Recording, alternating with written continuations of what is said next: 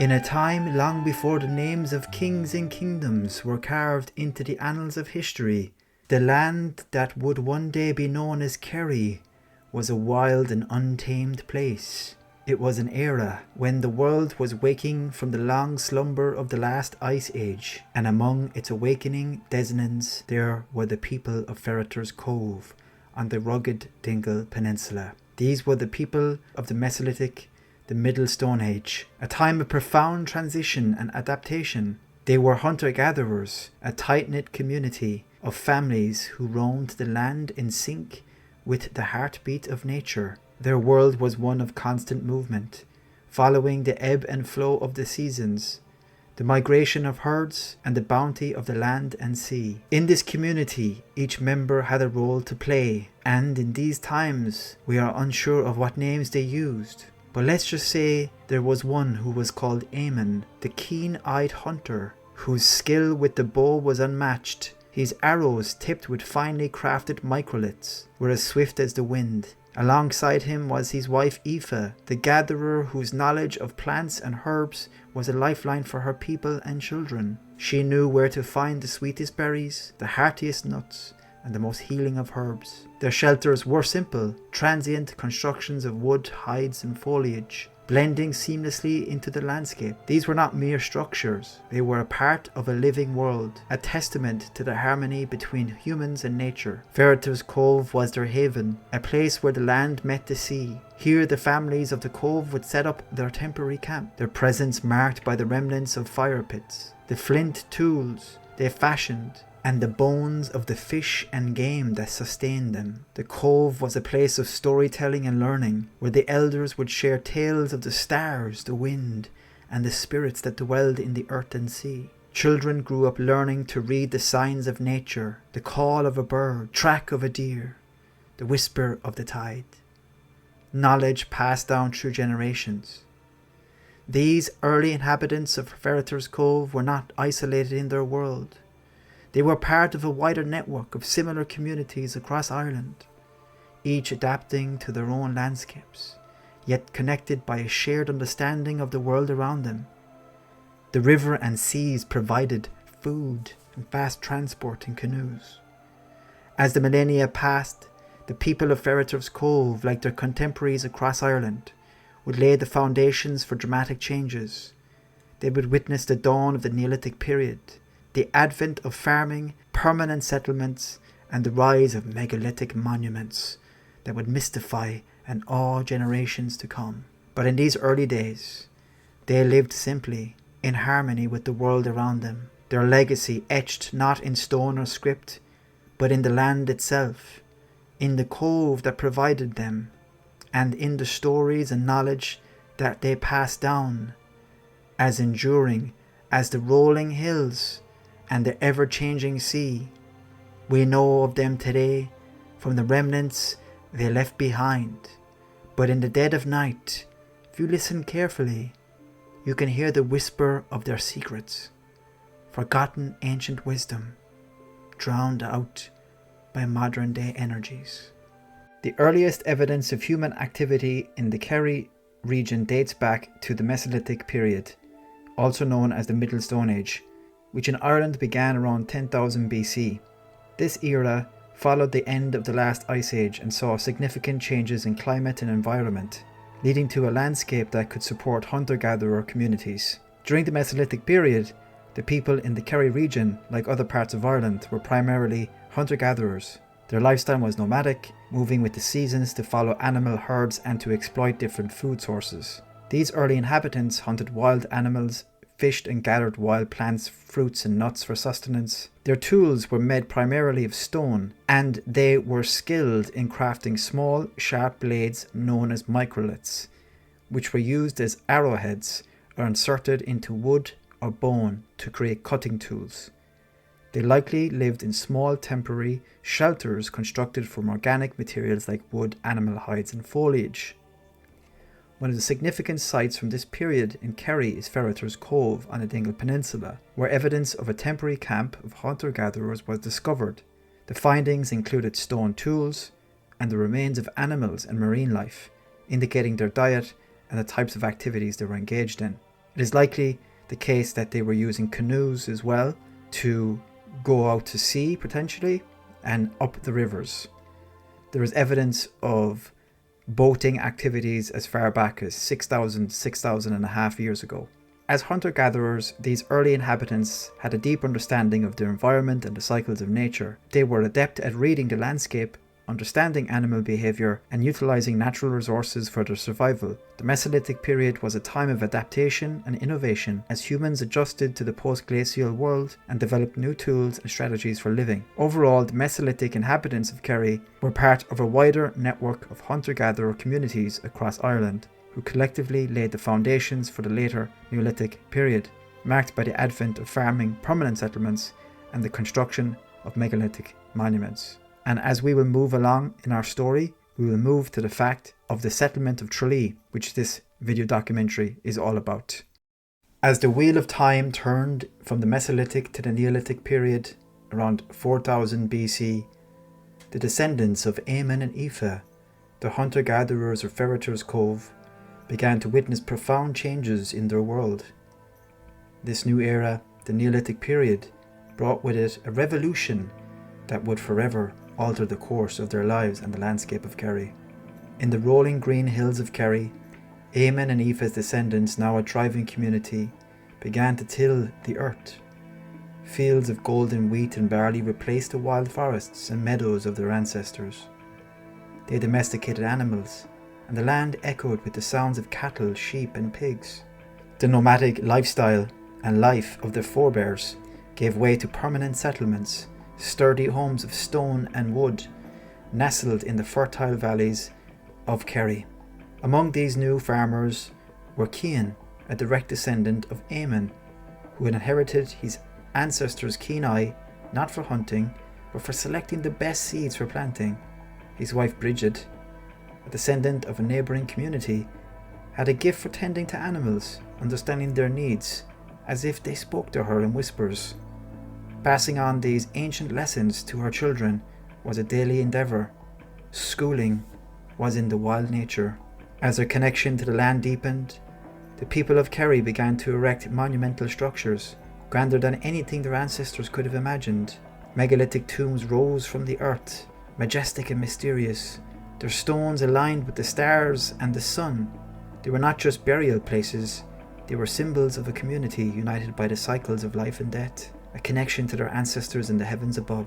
Stories of even more huge structures from the heartlands of their ancient and sacred Ailill began to drift down like the rivers drift down to the sea. These tales kept the community alive with excitement, for in these times entertainment was of an untainted variety, straight from the lips of storytellers and the night sky. Cian and Bridget, along with their community, gathered at these sites during significant celestial events, their voices joining in ancient chants, their hands clasped in unison, a bridge between the earthly and the divine. The introduction of pottery marked another leap forward. Bridget's hands, once skilled in gathering wild fruits, now deftly shaped clay into pots and vessels, decorating them with intricate designs that told stories of their people and the land. Trade routes began to form, connecting the community of Kerry with distant lands. Exotic goods and ideas flowed into their lives, bringing with them the whispers of a world beyond their shores. Cian, a natural trader, bartered their surplus grain and pottery for precious metals and jewels, weaving a web of economic and social ties. Along with this began a slow change in culture. Artistry began to take hold. Forms of primitive designs were etched into stones, ancient cave walls and primitive forms of jewellery. As centuries passed, the Bronze Age dawned.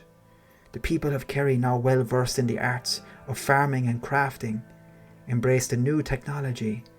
Bronze tools and weapons, stronger and more durable, replaced the old stone implements. With these advancements, social structures evolved, giving rise to a more complex hierarchy within the community. Finally, the Iron Age arrived, ushering in an era that saw the forging of iron, a metal that would define the age. Iron ploughs turned the earth with greater ease. Iron swords defended their lands more fiercely, and iron cauldrons cooked their meals more efficiently. Throughout these transformative eras, the descendants of Eamon and Aoife like the land of Kerry itself, bore witness to the ebb and flow of human endeavour. Their legacy etched in the megalithic stones, the fields they cultivated and the stones they passed down, was a testament to their resilience and adaptability, a continuous thread woven through the tapestry of time. The Neolithic period in the Kerry region of Ireland, which followed the Mesolithic era, began around 4000 BC and lasted until approximately 2500 BC. This period marked a significant transition from hunter-gatherer societies to settled farming communities, leading to profound changes in lifestyle, culture and technology. There was much more seafaring than people realise. Evidence of boating and navigation go back 6,000 years around Ireland. Key aspects of the Neolithic period in Kerry include agriculture and settlement. The introduction of agriculture was a defining feature of the Neolithic period. People in Kerry, as in other parts of Ireland, began to cultivate crops and domesticate animals like cattle, sheep and pigs. This shift led to a more permanent settlements, as communities no longer needed to follow migratory patterns of wild animals. This Neolithic period in particular noted for the construction of large megalithic structures. In Kerry these include patrish tombs, court cairns and dolmens. These monuments were often communal burial sites and may have also been ceremonial or astronomical significance. The area saw the introduction of pottery, which was used for cooking and storage. Neolithic tools made from both stone and wood became more varied and sophisticated compared to those of the Mesolithic period, reflecting the new agricultural practices and settled lifestyle. The establishment of settled communities led to a more complex social structures. There is evidence of trade between different groups, indicating a network of social and economic interactions across the region and beyond. Transitioning into the Bronze Age around 2500 BC, Kerry witnessed further advancements. The use of metal, particularly bronze, revolutionized tool-making and weapon production. This period was marked by the emergence of more complex social hierarchies and the continued development of trade networks. The Iron Age began around 500 BC in Ireland, saw the introduction of iron smelting and working, leading to stronger and more diverse metal tools and weapons. This period is also associated with the arrival of Celtic culture and language, although the extent and nature of this cultural shift are subjects of ongoing research and debate. Throughout these periods, the natural landscape of Kerry, with its rich resources and strategic location, played a pivotal role and crucial role in shaping and development of its communities. The archaeological record in Kerry, including various artefacts, monuments and settlement sites, provides valuable insights into these transformative eras of human history in the region. Around 700 BC, the Gallic world encompassed a significant portion of Europe, including what is now France, parts of Belgium, Western Germany and northern Italy. This period, known as the Early Iron Age in Europe, saw the spread and development of Celtic cultures characterized by their unique art, language and social structures. The key aspects of this Gallic world included the Celtic peoples that were not a single nation, but rather a collection of tribes sharing similar languages, cultural traits and art styles. These tribes were generally organized into chiefdoms or small kingdoms. The Celts were renowned for their metalwork, particularly in iron and bronze. They created intricate jewelry, weapons and other artifacts that displayed complex geometric designs and patterns. The economy was primarily based on agriculture, with communities living in small fortified settlements known as oppida. These settlements were often located on hilltops and were surrounded by walls for protection. The Celts engaged in extensive trade networks, both among themselves and with other civilizations, such as the Greeks and Etruscans. This trade facilitated the exchange of goods, ideas and cultural practices. The Celtic languages and culture had a wide influence across Europe, and traces of these can be found in the archaeological record, from place names to artifacts. In the context of Ireland and Britain, the Celtic influence became more pronounced during the later Iron Age, around 500 BC and after.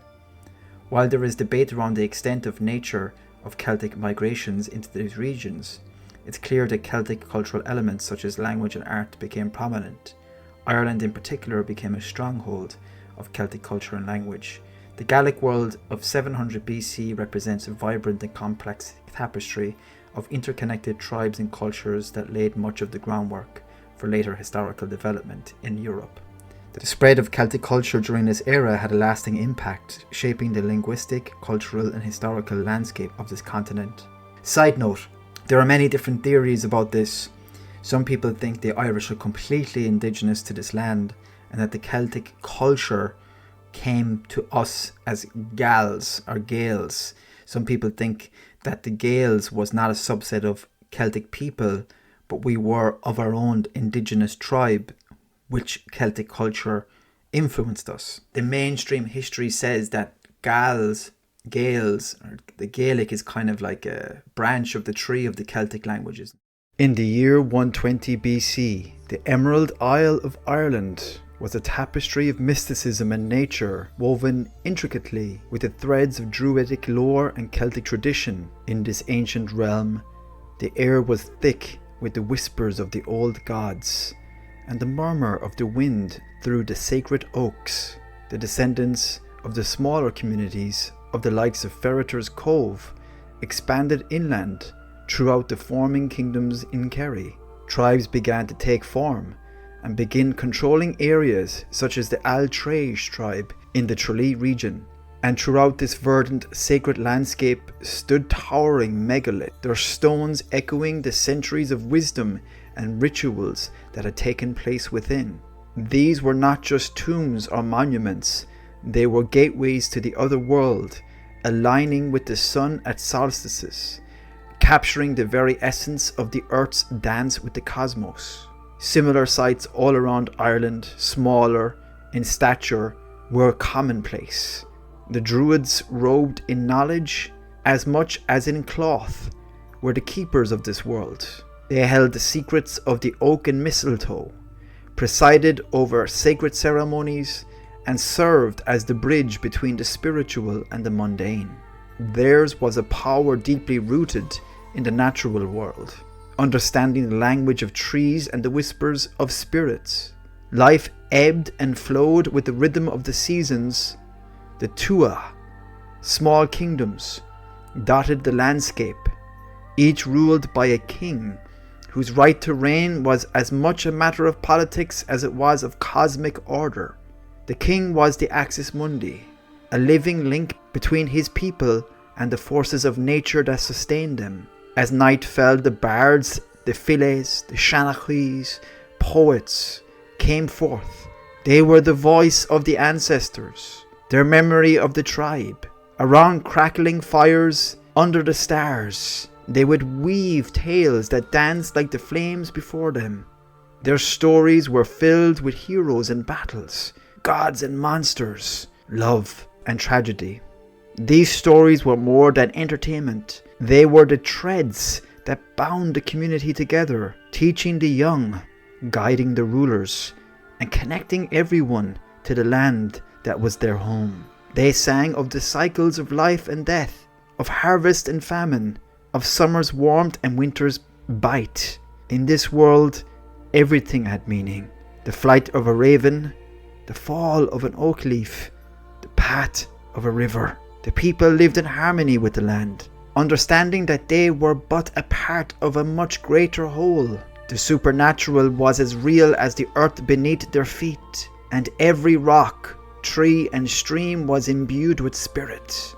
This was Ireland in 120 BC, a land of myth and magic, where the veil between worlds was thin, and every stone, every tree, every flame told the story of a time when gods walked the earth. Iron Age archaeological sites in the Tralee region, such as the most remarkable Iron Age structures, is the hill fort Knockana Cuig in the Kerrys, notable for its expansive 140 metre diameter. This hill fort, positioned to oversee the entire expanse of Tralee Bay, was significant in its time. This hill fort was a bivalent structure, meaning it had double banks. Radiocarbon dating places its construction between 190 BC and AD 20. so pretty much up to potentially 200 years before Christ and 20 years after Christ. Hill forts like this one are rare in the southwest of Ireland. They were typically central hubs for tribal groups, suggesting that Knockannacuig may have been a critical site for the Altraige tribe, the original inhabitants of the Tralee area. The Altraige's domain encompassed the entire coastline of Tralee Bay, stretching from Mount Brandon in the east along the southern shore of the bay up to Tralee, and possibly extending northward as far as the River Shannon's mouth estuary area, an area later known as High Farba or E Farba. Long before the Anglo-Normans set foot on Irish soil, the land that would become Tralee whispered its own ancient tale. In a time shrouded in the mists of history, there lived one of the last great Druids of Ireland, a sage named Ailill. His life was woven into the very fabric of the land, a tapestry of knowledge, nature and the old ways. Ailill, whose name was as old as the hills themselves, had travelled the breadth of Ireland, his staff tapping gently on the ancient pathways of his ancestors. His journey was one of both enlightenment and sorrow, for he had witnessed the waning of the Druidic era, a twilight of the old magic and wisdom. As age crept upon him, like the slow advance of the evening shadows, Ailill sought a place to spend his final days. He was drawn to a tranquil expanse along the western coast, where the River Lee gently kissed the sea, its waters a mirror to the heavens. It was a place of serene beauty, where the veil between the worlds was thin, and the whispers of the ancestors could be heard in the rustling leaves and babbling waters. This river provided sustenance for thousands of years to the inhabitants that lived near it, and a mode of travel to Tralee Bay. This was a perfect place for Ailill as he reflected on times gone by. Ailill knew that this was where his journey would end. He settled there, in a small clearing surrounded by ancient oaks, and the people of the nearby forts soon learned of this wise druid living at the water's edge. They would come to him for counsel, to hear the old stories, and to learn the secrets of the herbs and stars. Ailill would sit by the river, his eyes reflecting the depths of his knowledge and the weight of his years, speaking in a voice that rustled like autumn leaves. In time, the place where Ailill dwelt became known as Trá Lí, meaning the strand of the Lee in the old tongue. It was said that the name came from Ailill himself, a final gift to the land he loved. As the last of his days approached, Ailill felt the call of the other world grow stronger. He gathered the people and spoke to them of the cycles of life, of the importance of living in harmony with the land, and of the changes that were coming. His final words were a blessing, a hope that Trá Lí would become a place of meeting, a bridge between the old world and the new. When Ailill passed from this world under the light of the full moon, the people of Trá Lí mourned deeply. They buried him near the river, where the oaks stood sentinel. It is said that on quiet nights, one can hear Ailill's voice on the wind, echoing through Trá Lí, a whispered reminder of the land's ancient past and the enduring spirit of its people. Around the 5th and 6th century AD, the Altraige's dominance in the region was challenged by the arrival of the Kerry, people of Ker, leading to the Altraige becoming a subordinate group. Saint Brendan, the patron saint of Kerry, who lived during the 5th to the 6th century, was born into this dynamic period. He was the son of Finlug of the Altraige Cool and Cara from the Corcaghina in West Kerry. The term Lucille in Saint Brendan's lineage might indicate that by the 5th century, the Altraige had shifted their base from Knockannacuig to the Fianna Barrow area. I want to give a shout out to Lawrence Dunn of Lawrence Dunn Archaeology, also for his article written on the TreeFiannaGreenway.com history archaeology. There's a beautiful article written there about his archaeological work from Tralee all the way back to Fianna, where he outlines about the hill fort Knockannacuig and the other ring forts in the area. In the epic tale of Kerry's history, the transition of power from the Kierig to the E Farba family unfolds as an epic saga, rich in tradition and change around the 5th century AD. As the landscape of Kerry evolved through the ages, the dominance of the Círic, descendants of Cír, son of Fergus mac Roy, king of Ulster, was profound. Their reign spanned vast territories from Slieve Luachra to Tarbert, and from Tralee to the Shannon. Their influence, deeply rooted in the land that bore their name, shaped the destiny of what we know today as County Kerry. However, the winds of change were ever present. Emerging from the shadows of history, the Farabaugh family rose to prominence. Their ascendancy marked a new chapter in the annals of Kerry. The Farabaugh, weaving their own legacy, became the ruling family of the regional kingdom of Círic, Luachra, by the 7th century AD.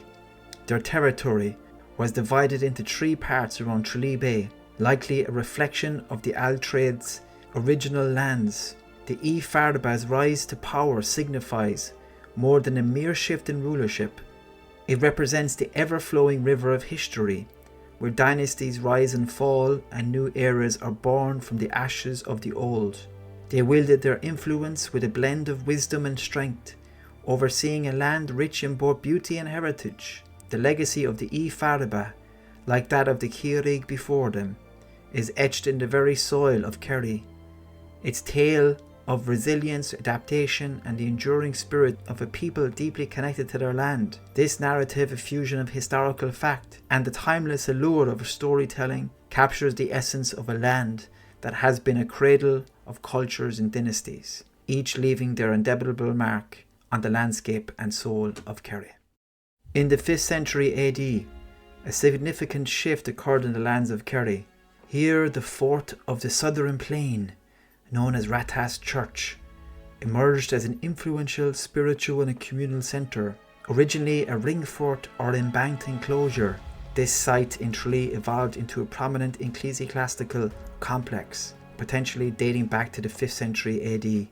During this period, St. Brendan the Navigator was born not far from this site, embarked on his legendary voyages, symbolising the growing reach and influence of Irish Christianity. This era marked a significant transition as Ireland grappled with its identity amid the old world's traditions and emerging influence of Christianity, setting the stage for the later Norman invasion. In the 8th and 9th centuries AD, the shores of Ireland, including revered Skellig Michael, bore witness to the new era of conflict and change with the arrival of the Vikings. These seafaring warriors from the north embarked on a series of raids across the Irish coast, marking a significant period in Irish history. Skellig Michael, a remote and rugged monastic settlement off the coast of County Kerry, was not immune to these raids. The monastery, a marvel of early medieval architecture with its beehive-shaped huts and oratories, stood in defiance against the harsh Atlantic elements. This spiritual haven, however, became a target for Viking plunderers. The Annals of Inishfallen, compiled in 1092, recorded a Viking raid on Skellig Michael in AD 824, during which the island was plundered and the abbot Etgal was taken captive, a grim testament to Vikings' ruthless pursuit of wealth and power. The Vikings, renowned for their longships and skill in navigation, began overwintering in Ireland from at least 840 AD, establishing coastal fortresses or long forts. These included significant bases at the locations of Dublin, Wicklow, Waterford, Wexford, Cork and Limerick. These long forts functioned as strategic footholds for increased raiding along the Irish coastline and foreshadowed more permanent Viking settlements. Despite their initial role as raiders, the Vikings gradually became entrenched in the local political scene, forming alliances and even intermarrying with Irish nobility. The Irish, initially caught off guard by the Viking onslaught, began to organise more effective resistance. By 845, Niall Carl, King of Tara, achieved a significant victory against the Vikings in Derry. This resistance culminated in various Irish military successes, such as the battle led by Maelshacnail I, where 700 Vikings were defeated in 848 AD. These successes marked a turning point, with the Vikings becoming more settled in their long forts, making them vulnerable to Irish counterattacks. The integration of the Vikings into Irish society was complex. While they often served as mercenaries or allies in Irish inter-kingdom conflicts, Their presence also facilitated trade and urban development. This integration was not without its challenges, as evidenced by conflicts between Norse and Danish Viking groups, with the Danes attacking Norse strongholds in Dublin and other locations. By the end of the 10th century, the Viking influence in Ireland began to wane. The Norse faced stiff resistance from the Irish, and their efforts to control significant territories were largely unsuccessful. The Vikings' focus shifted to other regions such as Iceland and the northwest of England, reducing their pressure on Ireland. However, their legacy remained, particularly in coastal kingdoms they had established and the cultural and commercial ties they had formed with the Irish. This era of Viking raids and settlements was a transformative period in Irish history, marked by conflict, adaptation, and eventually integration. It shaped the political, social, and economic landscape of Ireland, leaving an indelible mark on its cultural heritage. As the shadows of time stretched from the Mesolithic age of Ferreter's Cove through the Druidic era to the Christian dawn at the fort of the Southern Plain, the lineage of Eamon and Aoife, and the old world spirituality of Ailill the Druid, interwoven with the evolving tapestry of Kerry, their descendants who once roamed the land as hunter-gatherers, adapted to the changing world, embracing agriculture, Christianity, and defence against attacks from a foreign foe, the Vikings. The construction of the Rathas Church on the site of their ancestral fort marked the culmination of this journey. Here the echoes of their ancient chants blended with the new prayers of Christianity, symbolising a harmonious fusion of past and present as Ireland navigated through an age of transformation and identity. Tralee, the capital of County Kerry, Ireland, is rich in history and culture, known in Irish as Trá Lí, translating to strand of the River Lee. This picturesque town is situated where the River Lee flows from the Stax Mountains into Tralee Bay, meeting the River Gyle on its way, also known as the Big River.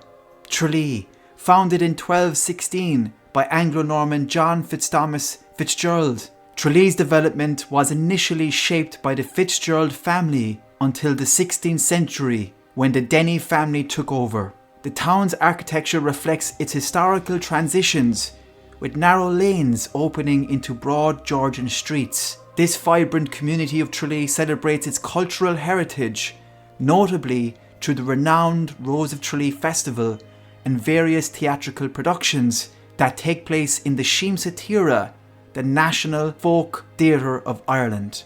The town's location at the convergence of small rivers near marshy grounds at the head of Tralee Bay is historically significant. Close by, an ancient roadway leads over the Sleevemish Mountains, also known as the Short Mountain, near which Scotia's grave is a boulder alleged to be the burial site of the ancient Milesian queen. Tralee was a stronghold for the Earls of Desmond in the 13th century, evidenced by the remains of Tralee Castle that can be seen to this day, and the Dominican monastery established by John Fitzthomas Fitzgerald. The medieval town endured destruction in 1580 during the Desmond rebellions against Elizabeth I. In 1587, Elizabeth I granted Tralee to Edward Denny, making the start of Denny family's influence.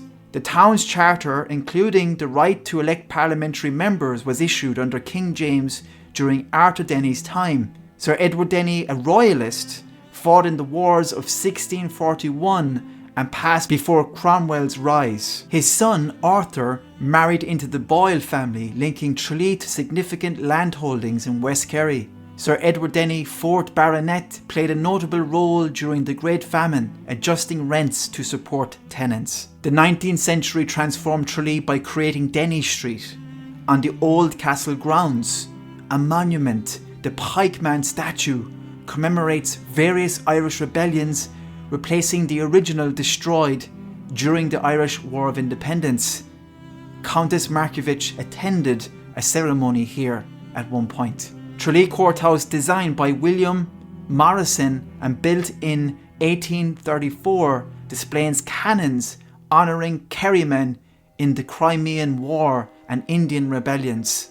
Ballymunnon Barracks, one of the Royal Munster Fusiliers depot, adds to the town's historic military connections. The Tralee Ship Canal, constructed to address silting at Blennerville's Quay, was completed in 1846, but eventually succumbed to similar issues.